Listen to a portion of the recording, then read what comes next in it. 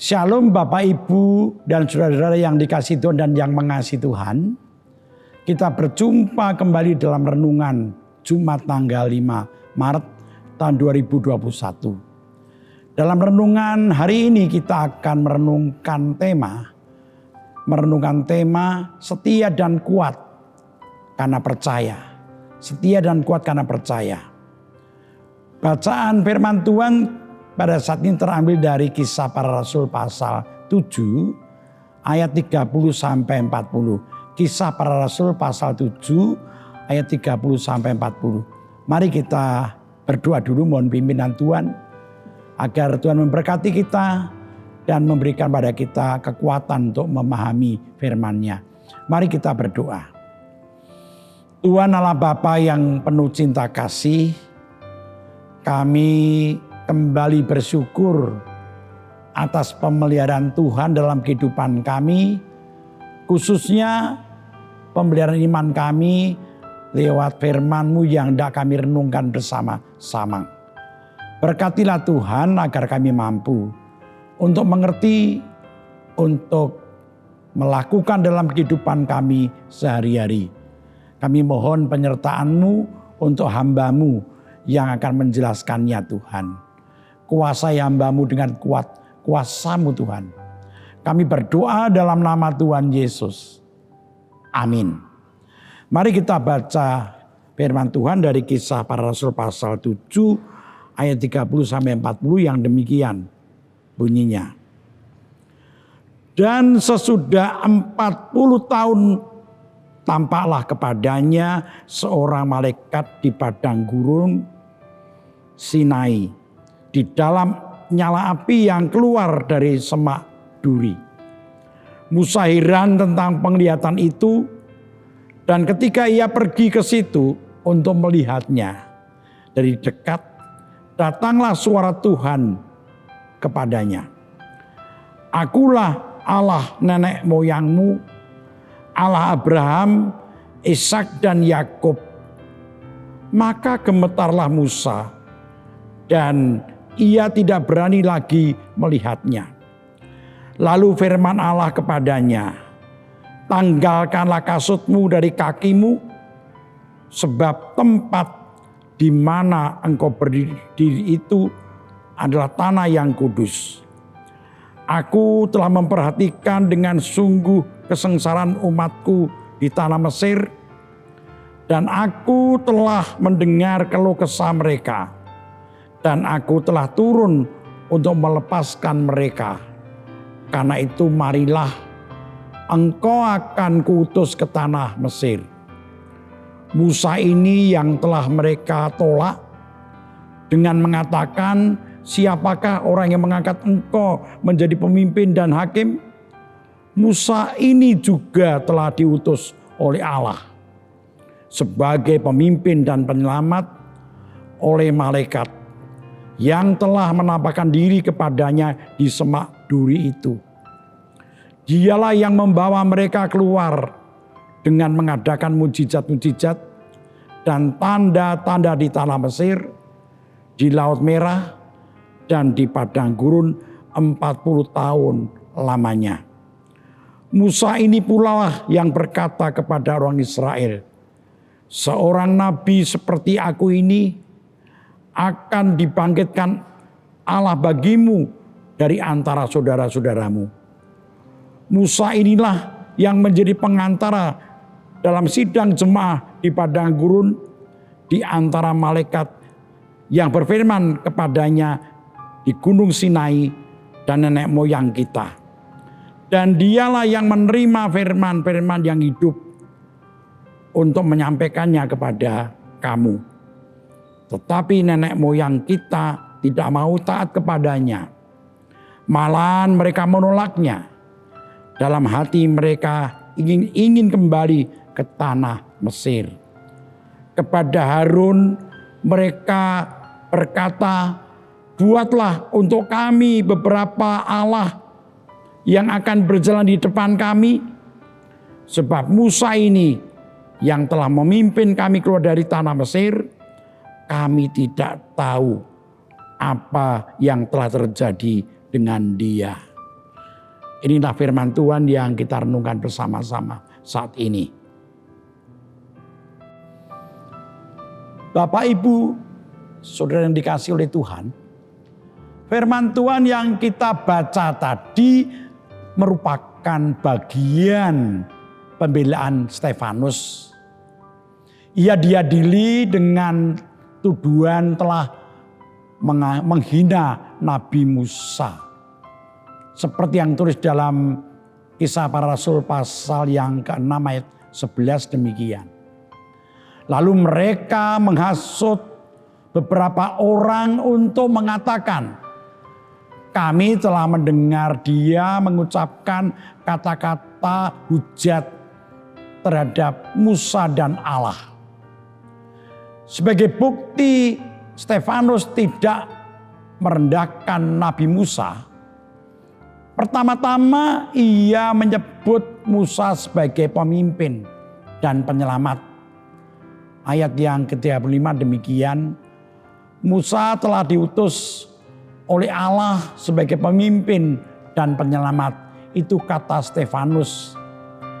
Dengan menyebut Musa sebagai pemimpin dan penyelamat, Stefanus ingin membuktikan bahwa ia tidak pernah merendahkan dan menghina Musa seperti tuduhan orang-orang Yahudi pada waktu itu. Kemudian lebih lanjut, Stefanus menyaksikan pribadi Musa. Menyaksikan pribadi Musa yang memiliki keberanian dan kesetiaan. Yang pertama, Musa mempunyai keberanian. Ini yang disaksikan oleh Stefanus. Musa mempunyai keberanian. Sebagai buronan dengan ancaman akan dibunuh oleh Firaun. Nah, ini tertulis dalam ayat yang ke-15. Yang demikian isinya. Ketika Firaun mendengar tentang perkara itu, dicarinya ikhtiar untuk membunuh Musa. Musa tetap berani menemui Firaun. Musa berani menemui Firaun. Musa menunjukkan keberaniannya yang luar biasa.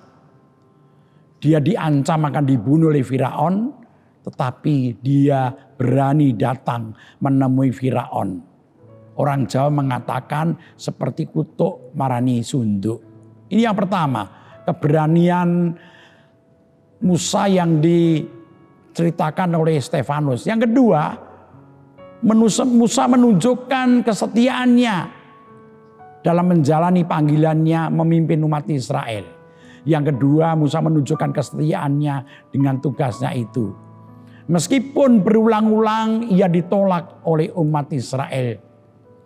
Ketika di padang gurun umat sedang kelaparan, kehausan, maka mereka memprotes Musa. Mereka marah pada Musa. Musa setia dalam menjalani panggilan Tuhan. Musa juga tetap setia menyembah Tuhan, beriman pada Tuhan. Meskipun umat Israel dengan dibantu Harun kakaknya menyembah patung anak lembu emas, Musa tidak melakukannya itu. Musa menentang penyembahan patung itu. Musa terus setia untuk percaya pada Tuhan. Dan dengan setia terus melakukan panggilannya sebagai pemimpin umat Israel. Bapak Ibu saudara yang dikasihi oleh Tuhan. Di mana kunci kekuatan, keberanian dan kesetiaan Musa sebenarnya? Di mana kuncinya? Stefanus menjelaskan bahwa kekuatan, keberanian dan kesetiaan Musa itu bersumber dari perjumpaannya dengan Tuhan. Bersumber pada perjumpaannya dengan Tuhan. Seperti tertulis dalam ayat 31 yang demikian isinya. Datanglah suara Tuhan kepadanya. Akulah Allah nenek moyangmu, Allah Abraham, Ishak dan Yakub. Maka gemetarlah Musa dan ia tidak berani lagi melihatnya. Ketika Musa ditemui oleh Tuhan Allah, maka tumbuhlah iman kepercayaannya pada Tuhan. Perjumpaannya dengan Tuhan telah menjadikan iman percaya Musa tumbuh. Ia menjadi sosok yang kuat, yang berani dan setia. Meskipun menghadapi banyak tantangan dan kesulitan dalam kehidupannya.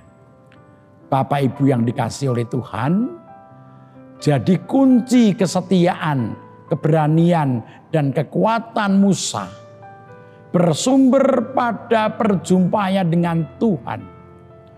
Bahkan tidak hanya peristiwa perjumpaannya yang dikisahkan dalam bacaan kita, tetapi setiap ada masalah, ada kesulitan dan pergumulan, Musa mampu merasakan, mampu melihat Tuhan hadir menjumpainya, Tuhan hadir menemuinya. Inilah yang menguatkan Musa sesungguhnya. Bapak, Ibu, dan saudara-saudara yang dikasihi oleh Tuhan dan yang mengasihi Tuhan, mari kita belajar dari pengalaman hidup Nabi Musa tadi, yang menemukan kekuatannya dan menjadi setia ketika merasakan perjumpaannya dengan Tuhan. Bagaimana dengan kita semuanya sebenarnya? Apakah kita juga mampu merasakan kehadiran Tuhan dalam setiap peristiwa hidup kita? Baik yang menyenangkan maupun yang pahit, yang tidak menyenangkan. Bapak, Ibu, dan saudara sekalian, dalam pengalaman hidup kita, kadang kita menderita. Ketika kita menderita dan menghadapi banyak masalah dalam hidup ini, sering yang kita jumpai bukan Tuhan, tetapi kegelapan hati. Juga dalam ketakutan-ketakutan kita yang kita alami, yang kita jumpai diri kita sendiri yang lemah dan sendirian. Kita tidak berjumpa dengan Tuhan. Berjumpa dengan Tuhan bisa kita lakukan setiap saat, baik melalui kegiatan disiplin rohani seperti berdoa, membaca firman, beribadah dan sebagainya. Tetapi berjumpa dengan Tuhan juga bisa lewat setiap peristiwa yang kita alami, baik yang menyenangkan maupun yang sangat pahit dalam kehidupan kita ini. Maka untuk selalu bisa merasakan perjumpaan dengan Tuhan, ada dua hal yang perlu kita perhatikan. Ada dua hal untuk bisa berjumpa dengan Tuhan dalam kehidupan kita.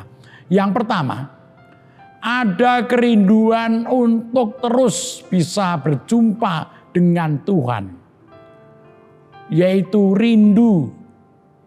Karena Tuhan selalu siap untuk menjumpai kita. Tuhan bersedia untuk kita jumpai. Maka harus ada niat dan usaha untuk menjumpai Tuhan dalam hidup kita.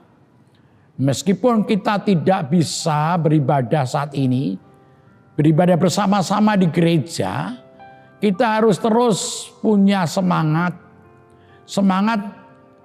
untuk tetap beribadah di tempat kita masing-masing. Janganlah kita kehilangan semangat dan kekuatan kita. Dengan sadar kita menata hidup kita agar setiap saat kita bisa terus menjumpai Tuhan. Dan baik melalui doa-doa kita secara formal maupun doa dalam batin kita masing-masing. Yang pertama adalah kita harus mempunyai kerinduan, niat untuk berjumpa dengan Tuhan. Yang kedua adalah melatih kepekaan batin kita. Melatih kepekaan batin kita agar kita terus mampu merasakan kehadiran Tuhan. Kita mampu merasakan kehadiran Tuhan dalam setiap peristiwa dalam hidup kita. Terus mampu melihat berkat-berkatnya dalam hidup kita. Kalau ada sesuatu yang hilang, sesuatu yang kita kasihi, sesuatu yang kita cintai hilang dalam hidup kita harus belajar melihat bahwa kita masih memiliki yang lain. Ada yang hilang tetapi masih kita memiliki yang lain. Oleh sebab itu kalau kita bisa seperti itu, maka kita akan mampu terus bersyukur, bersukacita, dan menguatkan hidup kita. Ingat kepada lagu anak-anak pada zaman dulu, lagu anak-anak yang begitu luar biasa mengajar kita semuanya. Yaitu kalau balon hijau kita meletus, masih ada balon-balon yang lain. Yang kuning, kelabu, merah muda, dan biru. Yang harus kita pegang dengan erat-erat. Ketika balon hijau meletus, hati kita menjadi kacau. Tetapi jangan lama-lama, secepatnya kita mengerti bahwa masih ada balon yang lain yang harus kita pegangi. Karena Tuhan hadir dalam kehidupan kita setiap saat, maka kita harus percaya bahwa kehadiran Tuhan, perjumpaan kita dengan Tuhan akan memberikan pada kita kekuatan dan kesetiaan dalam menjalani kehidupan ini. Percaya pada Tuhan akan mendatangkan kekuatan dan kesetiaan dalam hidup kita ini. Amin. Mari kita akhiri renungan kita pada saat ini dengan berdoa bersama-sama. Mari kita menaikkan doa kita. Mari kita berdoa. Tuhan Allah Bapa yang Maha Kasih, kami bersyukur Engkau sudah mengajar kami melalui pengalaman Nabi Musa yang dijelaskan oleh Stefanus. Bahwa Nabi Musa mempunyai keberanian, kekuatan, dan kesetiaan karena percaya pada Tuhan. Dan percaya pada Tuhan itu didapatkan ketika Tuhan menjumpainya. Biarlah kami juga belajar dari Nabi Musa tadi, bahwa kami harus selalu membuka hati, mempunyai niat dan kerinduan untuk selalu hidup dekat dengan Tuhan. Supaya kami mampu untuk menjumpai Tuhan, karena Tuhan siap untuk dijumpai. Juga melalui doa-doa kami, melalui membaca dan mendengar firman Tuhan, melalui peristiwa-peristiwa yang kami alami dalam hidup kami belajar untuk berjumpa, mengenal dan mengerti Tuhan. Terima kasih firman-Mu Tuhan. Kami yakin bahwa kami akan jadi kuat, akan tetap setia kepadamu kalau kami mau terus hidup dekat, akrab dengan Tuhan. Bapa dalam surga, saat ini kami harus banyak untuk menjaga jarak dengan orang lain. Perjumpaan-perjumpaan harus kami kurangi karena situasi yang ada. Tapi biarlah perjumpaan kami dengan Tuhan kami tingkatkan terus, sehingga ada kekuatan dalam menjalani kehidupan ini. Saat ini kami berdoa Tuhan untuk bangsa negara kami yang saat ini banyak terjadi bencana alam. Tuhan hadir bagi mereka yang menjadi korban bencana alam. Demikian juga untuk pandemi yang masih mengancam bangsa kami. Engkau hadir Tuhan untuk menolong bangsa kami. Usaha dengan vaksinasi Tuhan berkati agar menjadikan pandemi COVID menjadi semakin mengecil bahkan menghilang dari antara masyarakat bangsa kami. Tuhan, kami berdoa untuk para pemimpin bangsa kami.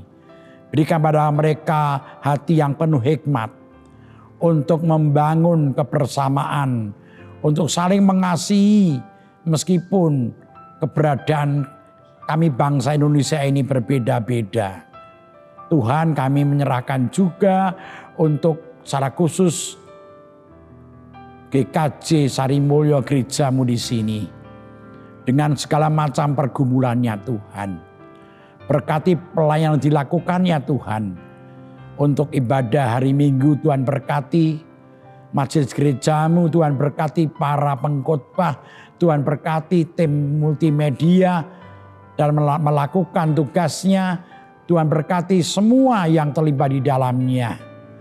Tuhan, kami menyerahkan juga untuk jemaatmu semuanya tanpa kecuali yang sedang dalam pergumulan-pergumulan berat karena masalah kehidupan mereka yang menyangkut kebutuhan hidup mereka. Tuhan cukupi semuanya. Yang sedang dalam pergumulan-pergumulan keluarga, Tuhan tolong mereka semuanya. Kami berdoa secara khusus pergumulan-pergumulan warga gereja yang sudah adioswo, yang sudah lanjut usia Tuhan. Teguhkan iman mereka di tengah-tengah keterbatasan kekuatan tubuh mereka. Kami berdoa secara khusus untuk Ibu Rusmiati Buyung, untuk Ibu Sarno, untuk Ibu Tugirah Sariman, untuk Ibu Tiem Mangun Sentono, Bapak Siswa Prayetno, Bapak Saharun, Ibu Esther Subianto, Ibu Joyo Pawiro, Bapak Sadal Paulus, Bapak Christian Dauriwu, Bapak Elias Sariman, Ibu Mardi Utomo, Ibu Suwartono, Ibu Wagiyah Paijo Tuhan. Demikian juga bagi yang sakit dalam pemulihan, kami mau serahkan dalam tangan Tuhan, berkati mereka satu persatu. Kami berdoa untuk Bapak Ibu Priyono, Ibu Ami Birowo, Bapak Jonathan Purwoko, Ibu Lawiem Suparman, anak kami Amor Resya, anak kami Manuel Endi, Bapak Sudarsono, Bapak Wilson Siagian, Bapak Ngatimin, Ibu Andriani Widi Nugroho, Bapak Ibu Budiandono, Bapak Warsito Utomo, Ibu Sriwiyati, anak kami Tunjung. Kami berdoa juga untuk Bapak Rasdiman, Ibu Sulami Pujiarso, Bapak Stiantono, Ibu Estri Wardani Made, juga untuk Ibu Komang yang juga sedang dalam keadaan sakit dan pemulihan, bahkan anaknya juga Tuhan. Kami menyerahkan semua untuk penyembuhan mereka dalam tangan Tuhan. Berkatilah mereka semua Tuhan. Kami tidak menyerahkan kehidupan kami. Biarlah kami tetap percaya kepadamu. Karena ketika kami percaya kepadamu, ada kekuatan, ada kesetiaan yang kami nampakkan dalam hidup ini. Kami mohon ampun dosa-dosa kami Tuhan. Kami berdoa dalam nama Tuhan Yesus. Amin. Bapak Ibu yang dikasihi Tuhan, demikian renungan hari ini. Kita akan berjumpa lagi pada kesempatan yang lain. Tuhan memberkati. Shalom.